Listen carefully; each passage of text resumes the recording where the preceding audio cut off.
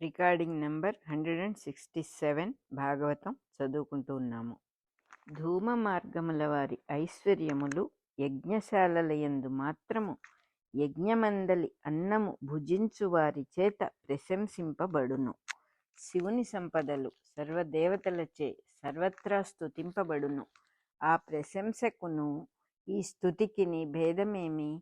ఉన్నతోద్యోగి ఒకడు కారు దిగి ఆఫీసునకు వచ్చుచుండగా మిగిలిన వారందరూ అప్రమత్తులై నిలబడి మందస్మితముతో వందనములు చేయుదురు. అయ్యా, తమ చిత్తము, తమరేది చెప్పినను మాకు శిరోధార్యము అందురు.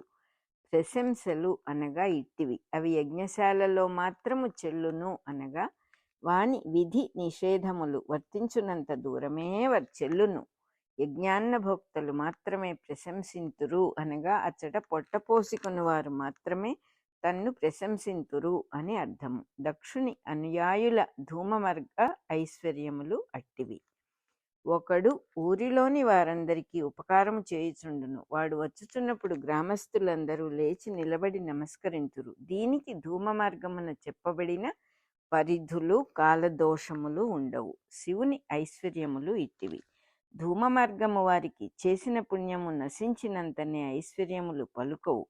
ఉన్నతోద్యోగి ఒకడు కేవలం అధికారిగా మాత్రము చెలాయించినచో నిన్నటి వరకు వానికి పెట్టెలు మోసిన వారు నేడు పలకరించుట కూడా చేయకుండా చూచుచునే పోవుచుందురు.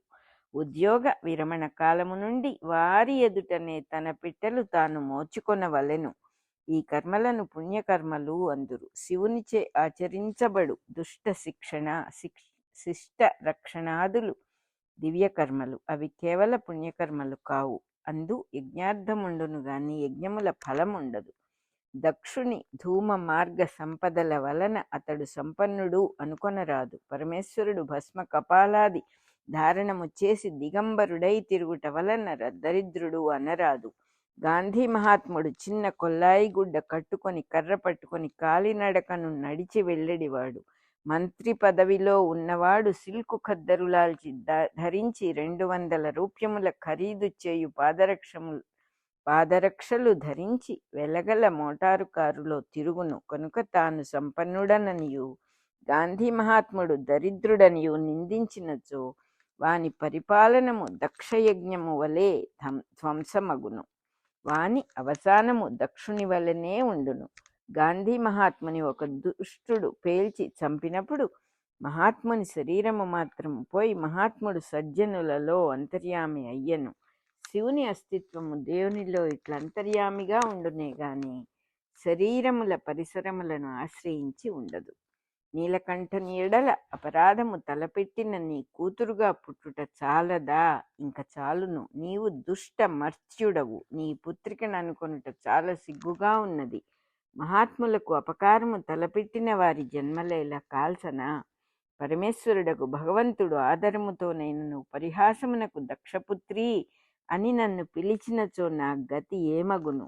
ఇంతకు ముందు శివుడు నన్నట్లు పిలిచినప్పుడల్లా సంతోషించి తిని, ఇప్పుడు నేను అనుభవించే అవమాన దుఃఖము కన్నా చచ్చుట మేలు. ఇట్లు యజ్ఞ సభా మధ్యమున పలికి కామక్రోధాది శత్రువులను ధ్వంసము చేయు శక్తి అగు సతీదేవి ఉత్తర దిక్కుగా తిరిగి జలములాచమించి శుచి అయి మౌనము దాల్చి భూమిపై కూర్చుండి దేహత్యాగము సంకల్పించి యోగ మార్గము అవలంబించను. దక్ష సంతతియగు సంసారబద్ధులలో శివశక్తి ప్రాణస్వరూపిణి అయి ఉండును.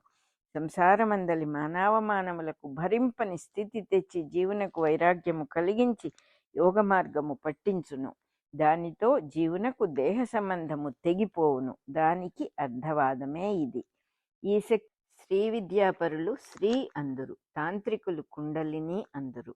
ఆమె ప్రాణాపాన గతులను నిరోధించి ఒకటిగా చేసి నాభియందు నిలిపి ఉదానము వరకు ఆరోహణము చేసి దాని యందు బుద్ధి నిలిపి హృదయ పద్మమున స్థాపించి కంఠమునకు కొనివచ్చి భ్రూమధ్యమున నిలిపి శివుని పాదపద్మములను ధ్యానించెను. శివుని తప్ప అన్యమును చూడని స్థితి కల్పించుకొనెను. శివుని అంకము అను పీఠమునందు ఆదరింపబడిన తన దేహము దక్షుని సంబంధమున దూషితమయ్యనని తలచి దేహము విడువనించి నిప్పునకు గాలిని అనుసంధించెను. కల్మషము దగ్ధమైన దేహముతో నిజ సమాధి యందు పుట్టిన యోగాగ్నిచే దగ్ధమయ్యను. ఇందు వర్ణింపబడినది యోగ విద్య వలన జీవునకు దేహ సంబంధము తొలగుటయే కాని చచ్చుట కాదు. కథలో కూడా సతీదేవి చావదు. హిమవంతుని పుత్రికయై అవతరించి తపస్సుతో శివుని మెప్పించి వాని పత్ని అగును. ప్రాణాపాన వాయు నిరోధము అనగా ఉచ్ఛ్వాస నిశ్వాసములను నియమించి స్పందనములను నిరోధించుట. దీనినే ప్రాణాయామము అందురు. నాభితలమున కూర్చుట అనగా మూలాధారమున కామాది దోషముల నడుమ నిద్రించుచున్న సంకల్ప శక్తిని మణిపూరక చక్రమునకు చేర్చుట. ఇందు ఆవేశము దమింపబడును. ఉదానము దాకా ఎత్తుట అనగా అనాహత చక్రమున మేల్కొల్పుట. ఇచ్చట మనసు బుద్ధి హృదయమున దమింపబడును అనగా అభిప్రాయములు విధి నిషేధములు హృదయమందలి ఆత్మాను వెలుగునకు సమర్పింపబడును. కంఠ మార్గమనగా విశుద్ధి చక్రము లేక వాక్కు. శివనామమైన ప్రణవమును కంఠముతో ఉచ్చరించి అందు ప్రవేశించుట. భ్రూమధ్యమనగా ఆజ్ఞాచక్రము. ఇచ్చట తన ధ్యానమున దేహవృత్తులతో సంబంధము సడలును. శివుని పాదపద్మములు స్మరించుట అనగా శివస్థానమైన సహస్రారమున లయమగుట.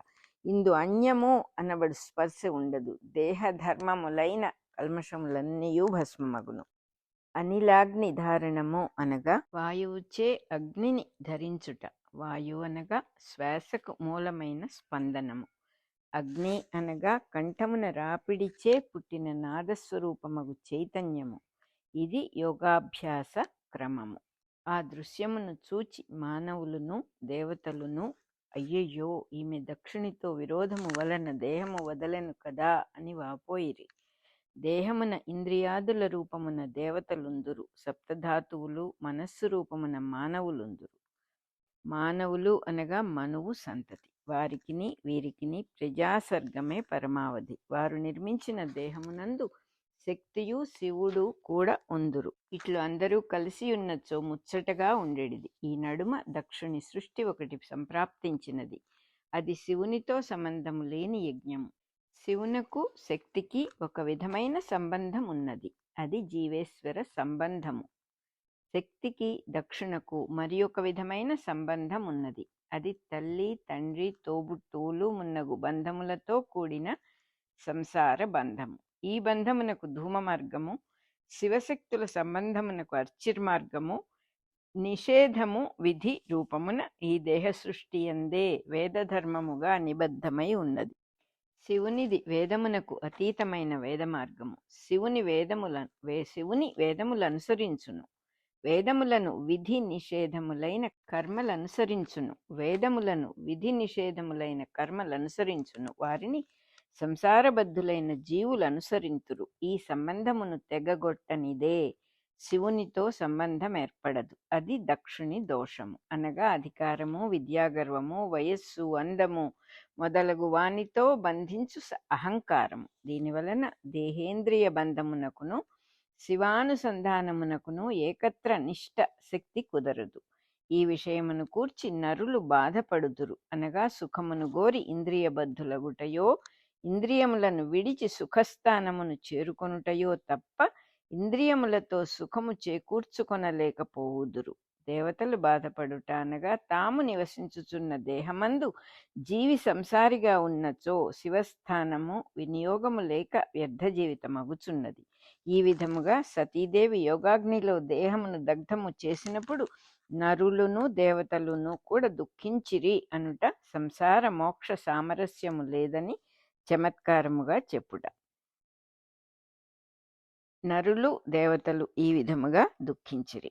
ఈ దక్షుడు చరాచర జీవరాశులకు తండ్రి. అతని కూతురు సతీదేవి పూజనీయురాలు. తనచే అవమానము పొంది తన సమక్షమున దేహము విడువగా చూచుచూ ఊరకొనెను. ఇట్టి దురాత్ముడెచ్చటనైనను గలడా అనుచు ఆశ్చర్యపడిరి. కొంచెమాగి మరల ఇట్లనిరి, దుష్టచిత్తుడు బ్రహ్మబంధుడు అగు దక్షుడు దీనితో అప్రతిష్ట పాలగును, నిందపడి దుర్గతి చెందును.